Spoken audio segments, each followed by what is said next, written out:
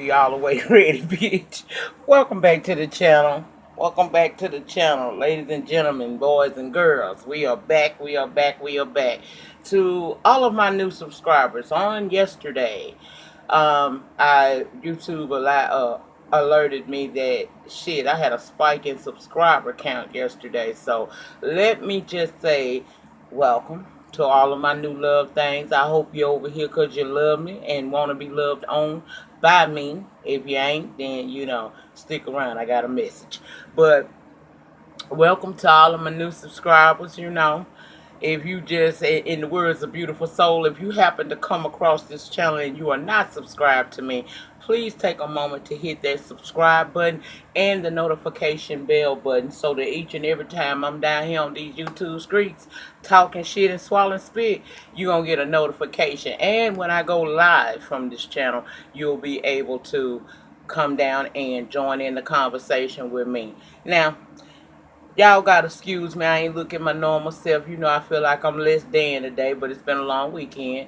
My mini-me egg, my twin daughter, she moved to Texas this weekend, y'all. So, and I thought I'd be in my feelings. I ain't in my damn feelings. She 4 hours away. I drove the U-Haul down there twice yesterday. And today was her official day to leave, and she's gone. So, I just pray that everything, the good Lord keep an eye over my baby. But on to the review. Let's talk about these Real Housewives of Atlanta, honey. Let's talk about these whores a minute. Let's talk about these hoes. And we also gonna do Iyanla from last night too. I couldn't watch it until today because yesterday was a day of, I went to Texas twice yesterday. I've been packing stuff and unpacking stuff, trying to get her settled in and whatnot. So I didn't see it last night. I had it planned on, if I was able to get back here and get situated, I was gonna come down here and do the review last night so we could talk about it because it was heavy. But we'll talk about it after this review. Let's go on and talk about Driving Miss Kim. That's the name of the episode. Season 10, episode 16. The end is near, bitch. The end is near. We almost to the ending point where we can go on down to the reunion and act a damn fool because I heard they did, so we gonna do it too on these reviews. Anyway, let's get back on into the review for tonight. Kandi back, all the girls back, but we start off with Kandi. And Mama Joyce come over there and Kandi telling her about, all the drama and things that went on down to Barcelona, Spain, and how Porsha left. And Kandi say she can't find out one fuck to give. And I said, well,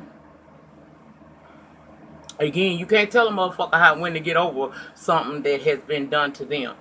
I mean, I would have let it go by now, but I can't tell Kandi that, and I can't get mad at her because she ain't let this shit go. That affected her livelihood and her as a person, you know what I mean? So Mama Joyce was telling Kandi, Kandi, I did meet up with Porsha down there, and I feel like Porsha was manipulated. I really do, Kandi. I feel like she was manipulated into doing what she did. Because I can't see Porsha just coming up with this on her own. Well, Kandi feel otherwise. She said, girl ain't as dumb as y'all fucking think she is. And until she give me a sincere apology, I really don't care about her. And she left her with that. Now, Kandi say she don't never really bring up the Porsha situation. The other girls do. Mama Joyce said, well, you know what, Kandi, if you not so mad that you still bringing it up, maybe you might suggest to the other ladies that they shouldn't bring it up around you, okay? So, next we see Lauren and Porsha. Porsha said Barcelona was too much for her. She came home to get involved in doing her play. Two Can Play That Game, I think that was the name of it. And also her job down to the Dish Nation. She says she got too many positive things to focus on to deal with the negativity, and that's what the girls seem to want. And Lauren agreed with her. She said her and Nene had a heart-to-heart talk before leaving. It was good.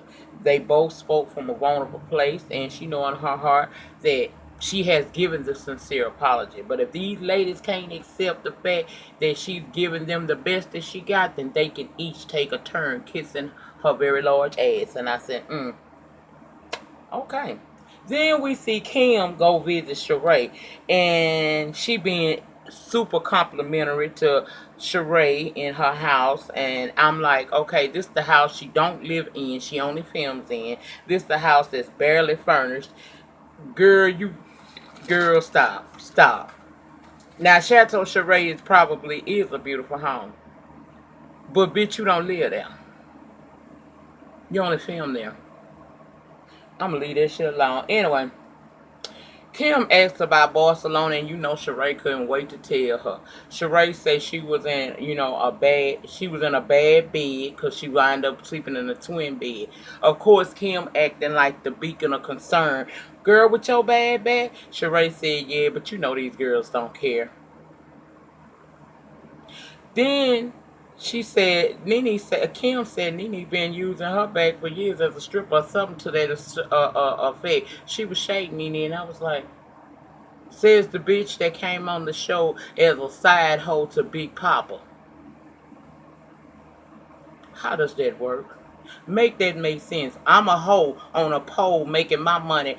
Might not be the most moral way to do it, but I'm making what we call an honest living up in here, okay? You was popping pussy for an old nigga to get your bills paid. And you did well, bitch. You got you a car out that situation and about, I'm sure, a whole lot of other things. But you was a side hoe. I think I'd rather be a pole dancer than a side hoe any day. If I'm just gonna say some shit, okay? Then we go over to the Leaks house, and Greg is Nene telling Greg all about Roachgate and whatnot. Nene said you don't do that kind of shit to somebody you consider a friend. She explains that she never invited Kim to her house in the first place for the all-white housewarming party. Sheree did it as a plus one. Meanwhile, while she there, Brielle up in her bathroom doing dirt. Come to find out, and child, in that conversation, Brent came downstairs and was talking to him and whatnot, and come to find out, Brielle probably was setting all this shit up, and I don't give a damn what nobody say. By the way, Sheree knew this was gonna happen. Now let me tell you what was gonna happen. Let me tell you what went down. Brielle done got on the phone and called Brent, acting like she might be in the neighborhood later on that day. The very day that Nene is having her adult all-white party, and so she said she might stop by, and that's how she ended up there. Child.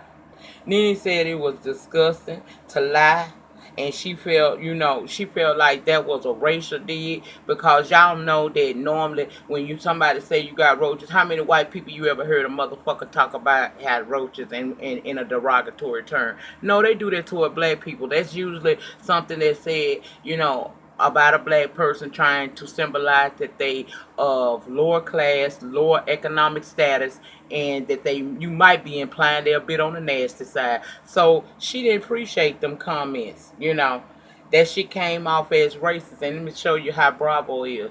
It done been several instances in the seasons that we've had of Real Housewives of Atlanta, the ones Kim was on, where Kim had said things that would be taken as a racial slur. Whether she is racist or not, in the book of my mind, she is. But in the book of some of y'all minds, she might not be. And that's fine. But if you ain't a racist, don't say shit that makes people question if you're a racist or not. Then she went on to talk about how she clapped back at the ass down on the Instagram. And then you said, your kid can't talk to adults like that without expecting a clap back. Greg said, based off everything he hearing, this shit sounds calculated and done to hurt Nene. And I would agree. Brielle sent a video as a joke to her mom, is what Kim is saying. Sheree, stupid ass, saying that Nene wrong for how she came at Brielle and Kim like that. Sheree said she was pressuring her but down into when they was in Barcelona about talking to Kim. And of course, Bravo, of course, always comes through with that flashback on that ass. And Sheree said Brielle was wrong in a way, her and Kim, but really, she don't care. She really don't care. Because Kim is her girl. And I said, you Uncle Tom ass bitch, you. You know, girl, you playing on the wrong team. I'm going to tell you that right there. Sheree is playing on the wrong team. Sheree seems to have forgotten that Nene got her ass removed off this show once before. What makes you think if she was to go to the Bravo offices and say me or her, they not going to choose Nene? Nene comes with a storyline in history, and she has been fan favorite for many, many seasons down here to the Real Housewives of Atlanta. So when you really want to look at it, Sheree is really playing on the wrong side of the team, and I mean on the wrong team, and I wonder if she's going to get some just deserves down to the reunion. We didn't already heard that Kim, they broke her down like a fraction, and she ran off crying, and our daughter was crying. I wonder if Sheree gonna get some because she deserves it. This is the most coon kissing ass bitch I ever seen in my entire life. Girl, how in the fuck do you expect people to like you? Girl, girl, you ain't even got no damn storyline. You a 40-plus-year-old bitch, a low-key lesbian, and you on here playing like you got a prison bank. Girl, go find a clear and sit your ass down somewhere. Bitch, be gone. I can't stand Sheree. Then we got Marlo and Cynthia talking on the phone. Cynthia about to go take Will down to the airport, and Marlo said, if that was my nigga, he'd be on the Uber. And I said, that's the reason why you ain't got no one nigga. You always got to get a couple of them so that you can keep your shit going for yourself. Bitch, you ain't, you not, you done been a side bitch so long, you don't even know how a main bitch supposed to act. Girl, you gonna forever be somebody's side bitch, but okay. Then they discussed that Nene, was removed from the escape tour because of what she said to the heckler. We all know she said that the woman she was making a joke. Well, we'll talk about it. We'll talk about it. They ended up getting off the phone. Then she picks up Will and tell him, you know what, when we was down in Barcelona, first of all, Eva came. And Will was looking like, how she doing? She said she fine, and she told him that she apologized and everything for how she had came at me down to Candy Party, and he said, well, that's good. Cynthia say Will good in her book. She gonna keep rolling till the wheels fall off. She don't care what negativity they try to spew. Will said, well, I'm glad she apologized and y'all in a better place, but I ain't gonna lie, I felt ambushed down the Candy Party and I was about to cut you loose. And they laughed and joke about it, but he wasn't playing. Then, cause like he said, if I had a whole woman out here in these streets, why would I come to an event with Cynthia Bailey knowing that you are? No. And I would tend to believe it. I think that man was dating, but I don't think that he was in no full-fledged relationship with nobody. And I feel like if him and Cynthia is just friends for now, what fucking matter? What does it matter? Shit, when you first start out with a dude, he might be dating 2 or 3 motherfucking women. You might be dating 2 or 3 niggas. Until y'all sit down and decide we going to try to see what this is going to do with us, if we going to be able to roll with each other, be down for each other, be in a relationship, then I don't feel like nobody's causing no harm to nobody. This was blown way out of proportion, and the word on the curb is the relationship ain't even real. But whether it's real or not, it don't matter. Eva could have came in on something else. She was a little messy for that, and I still didn't like that about her. Even though I'm starting to be able to, digest her in my system. I ain't forgot you came in wrong, bitch. You don't come into no party causing no damn dissension. Talking about you was just telling Nene, but Nene runs off and tells everybody else. You already know Nene talk a lot. Girl, please. Anyway.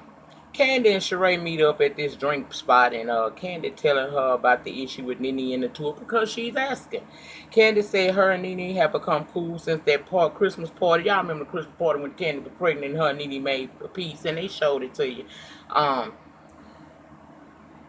She thought, she said that a heckler came for Nene down to the concert, right? And she did make a comment that Kandi ain't necessarily saying was right, but just like I could say this here, and I will say this here, just because when you a reader like Nene or a roaster, you are TTG. For those of you who may not know what TTG mean, that is trained to go. That means when a bitch say something about you, you be ready, because a gay man told me when he told me this about 2 years ago. A gay man told me this. Yes, he did. He said, "Child, when a person come in the door, I done already glanced you from head to toe. In the first 30 seconds, I already know how to gather your ass if you get out of line with me." That's how I am. That's how I am. Now, Candace say, even though she wasn't okay with what Nene said, she thought that it'll blow over. But see, the promoter and her band member said no.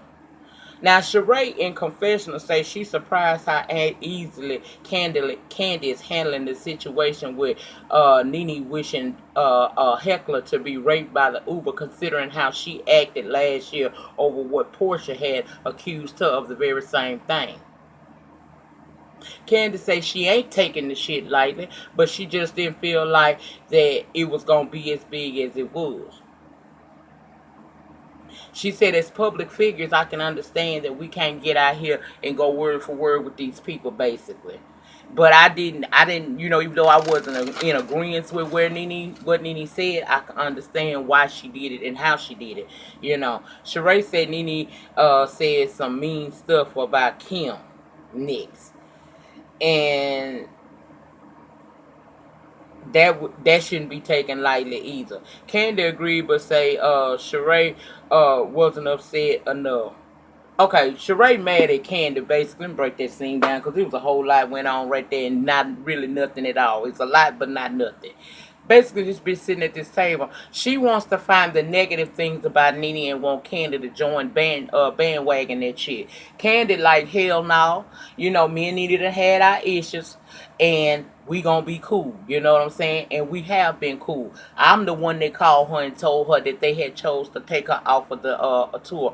But if it would have been up to me, I probably would not have, because although what she said was wrong, that person in the audience telling her to kill herself was equally as wrong. And two wrongs don't make a right, but you damn sure understand why a bitch say what she say when a hoe stole with her. And that's basically all she said. She also mentioned that Kim wanted to meet up for lunch and Sheree encouraging her to do so. They hoping they can get Kandi on the alliance, but it ain't gonna work. Like I said, Sheree need to be drugged down to the reunion. That's how I feel.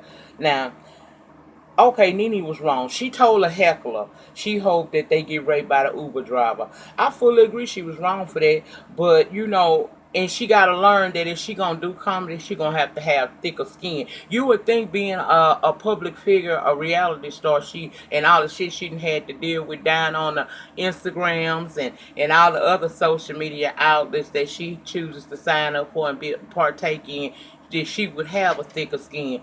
But like I said, when you a reader and that shit just comes off your tongue effortlessly, then you would tend to snap back, and sometimes you snap back without thought.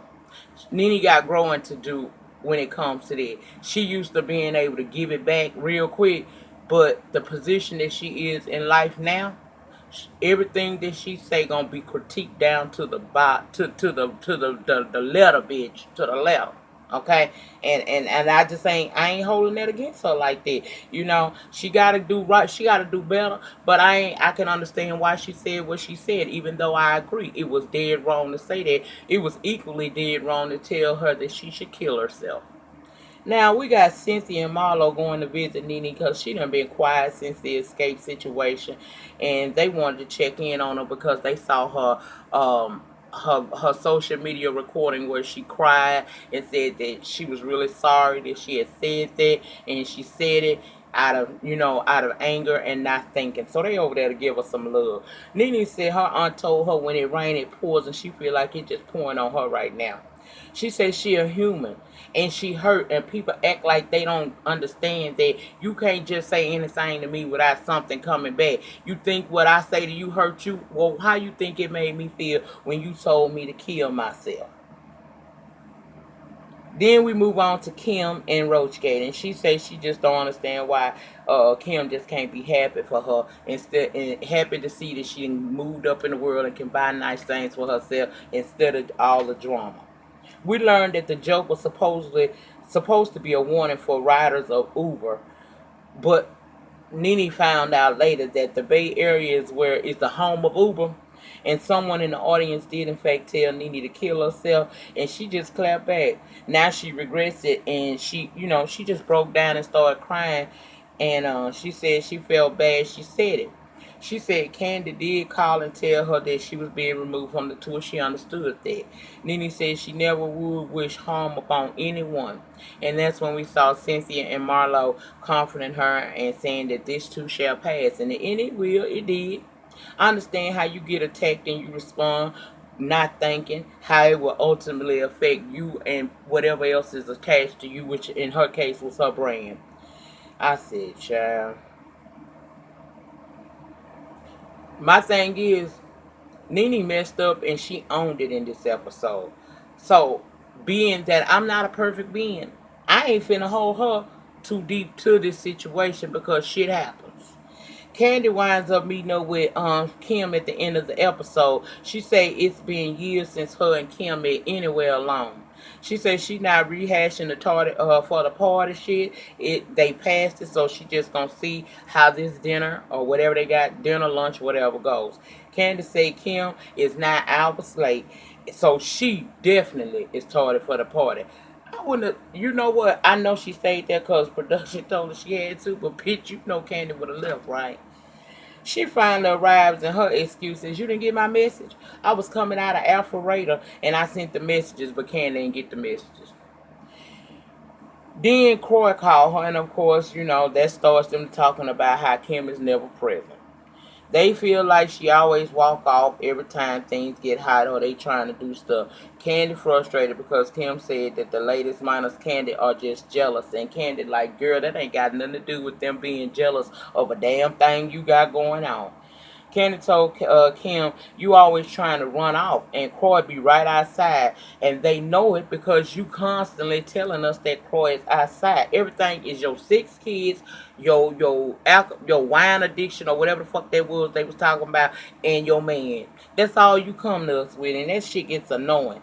Kim said just give examples, and Kandi tried to, but Kim kept coming crazy at her, and Kandi told her calm that shit down. You ain't gonna be cussing at me. Kim said she frustrated, and Kandi said, well, if you so frustrated you can't talk to me like you got good goddamn sense, take your ass outside like you always do, because you ain't finna get crunk on me. And I said, yes, God, honey, yes, God.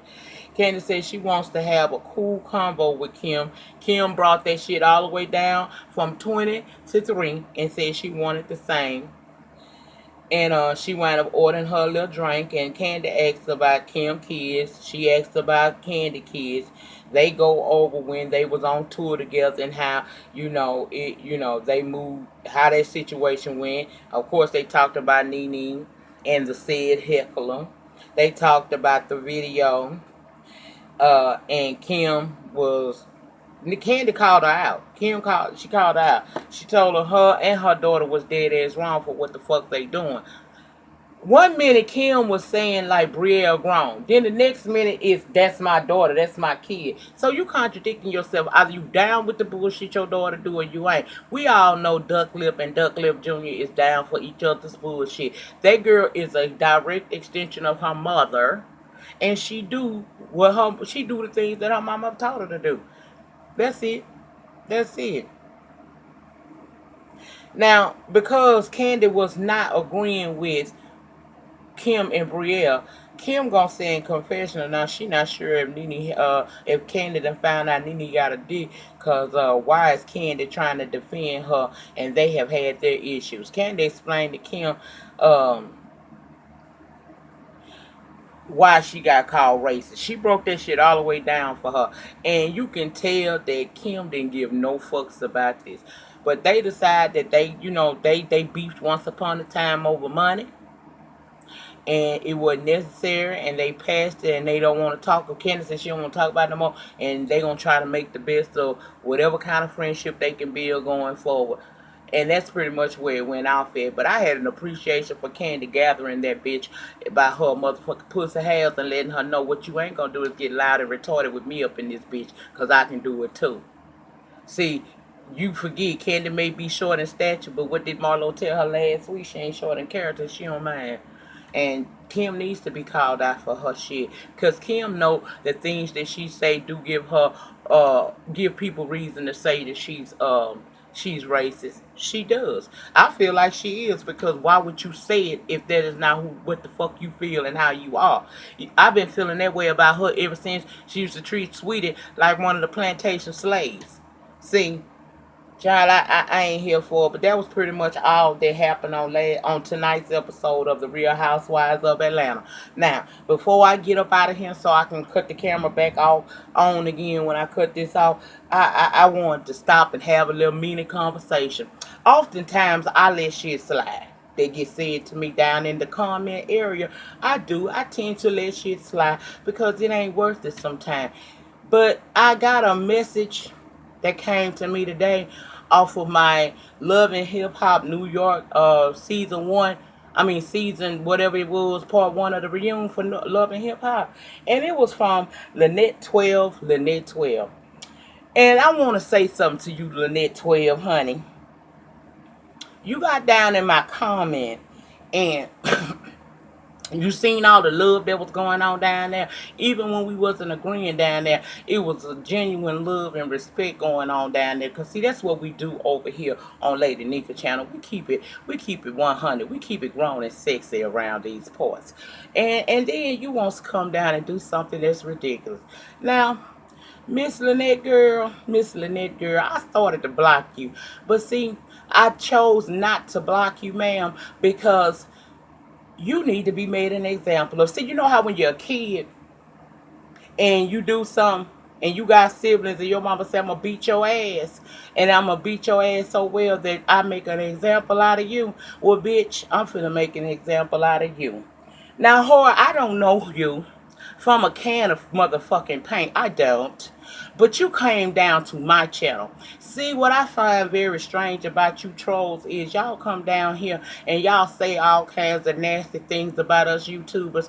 And you think that that is somehow going to change the course of our lives. No, it's not, bitch. It's just an opinion by an unknown face. Most of y'all have unknown faces or fake avatars. You had an unknown face. So while you are trying to destroy my feelings and make me feel bad about something, let me gather you, bitch. Let me gather you. Two motherfucking homosexuals and two homosexuals and a bimbo tried to make me feel bad about myself, and I'm still here. I'm 45 years old. Ever since I had, see, bitches have been trying me on the fact that I have gaps in it. Obviously, for me to come on a platform that is worldwide and put my face in these teeth down here on the camera, that obviously should have told you that you cannot shake nor stir me. So when you come for me on that, you are a complete fool, mama. You're a complete fool. But I noticed that you all always do that, and y'all don't have no picture, or you got an avatar that is not yourself. So Miss Lynette 12, before you decide to come for me, bitch, put your motherfucking picture up there so I can tell you all the things and all the reasons why your mama should have swallowed you however many years ago she let your daddy raw dick her and create such a horrible individual such as yourself that ain't got shit else to do, no self-confidence about yourself, that you only thing you can do is to make your day feel be a little bit brighter by trying to bring down someone else's. Bitch, you picked the wrong bitch on the right day. That is what you did. Miss Lynette 12, Miss Lynette 12. What I would suggest you do is find you a clit or a dick and become familiar with it. Because bitch, if that is the if that the best you can do is coming for a bitch teeth. Bitch, don't you know that I could change my teeth and you still gonna be ain't nothing, ain't shit, tied, delayed, and through looking bitch? I'm sure you do know that, right? You do know that if I change anything about myself, it's going to beautify me even more. But there is nothing you can do about your probably ugly face and your even uglier inside. Bitch, check yourself before you wreck yourself coming over here on this channel trying to come for a queen like me. Now, I may not be the best bitch, but I'm the best I know. And if you don't like the way I look, there is not a dictatorship to the YouTube game. Bitch, you got the option to come and go as you please. And before you think about typing down in them damn comments again at me, bitch, it's best you go. Because this is part one of what can be a series of videos simply about you, ho. Because even in my imperfections, I got more courage, strength, and wherewithal about myself. I get on this bitch every single motherfucking day or every other day. You in my comments, you on my platform, and most importantly, your dumb ass gave me your time. That's something your ignorant ass can't never get back. Even though you a ain't shit piece of bitch, you still probably would have wanted to have that time, but you devoted that time to coming for me when you should have been worried about yourself. If my looks and my aesthetics, if that offends you, whore, then what you need to do is you need to take your ass on over to the sign-in section of YouTube. Get you an account. All you need is a Gmail, bitch, or email. Any form of an email, and create your own platform and put your own images up and talk about what it is that you want to talk about, bitch, because you didn't have to come to my channel. I don't know your hoe. I don't want to know your hoe. What I want you to know is that you trolls ain't gonna keep coming to us YouTubers thinking that what you say is going to alter my life. No, it doesn't alter my life. What it does is make my block hand strong. But for you, Miss Lynette 12, Miss Lynette 12, it gave me the incentive to come up out of a bag on your dumb ass tonight. So what I would suggest going forward, Miss Lynette 12, because I know you're watching, Trick. You're watching. You watching. You can't help but watch because you're an undercover fan. Now, you got a choice, ho. You can stay an undercover fan or become the topic of a series that I'll open up on your ass. Because don't get it twisted by me sitting over here talking about the Lord. I know the Lord. Yes, I do, in the pardon of my sin. But I'll still cuss you the fuck out.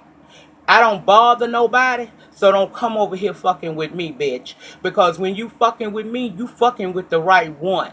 You see how they round here having this whole Queen's Court motherfucking series? Bitch, I'll open up the very same thing on just one hoe, and that will be you. Without a face.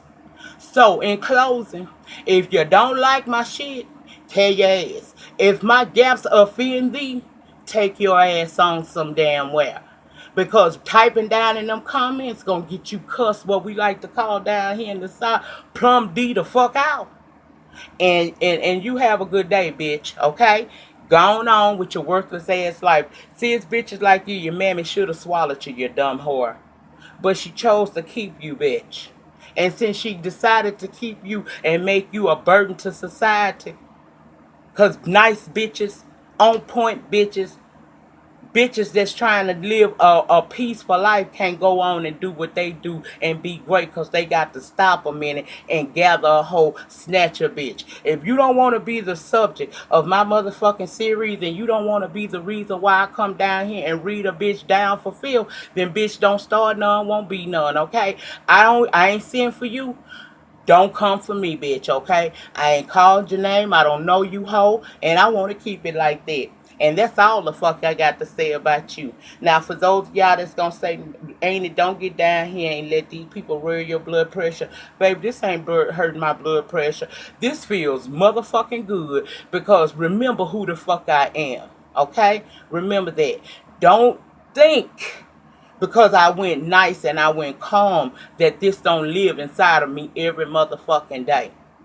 Okay? So she didn't upset me. Miss Lynette 12, stay in your lane, ho. You don't want this. This right here. This right here is what you don't want, bitch. You don't want this. Cause I ain't gotta touch you. But these damn words will still, I will have your ass needing motherfucking EMS care. Don't come for me, bitch, if I ain't sent for you. And if you don't like the quality of my content on my channel, then take your ass on, bitch. Take your ass on. Walk like hoe. I ain't the bitch. Remember who the fuck I am. I'm the bitch with a platform that don't mind reading your ass down like I have for the last 5 motherfucking minutes, bitch. And it feels good. I'm talking about I feel so good letting loose on your ass. I could do this for another 30 minutes and get a nut and take my shower and go to bed and not give a fuck about this tomorrow. Now, because I done cussed this bitch out so motherfucking bad, I got to leave on a positive note. Y'all remember the depth of your struggle will determine the height of your your success. See, a part of your struggle is hoes like Lynette 12, but y'all don't worry about her. You keep on striving. Every now and again you stop and snatch that bitch ball like I just did, but then you go back to being Lady Nika. In the meantime, in between time, please remember to rate, comment, subscribe. I'll see you guys back for Ayana. Peace.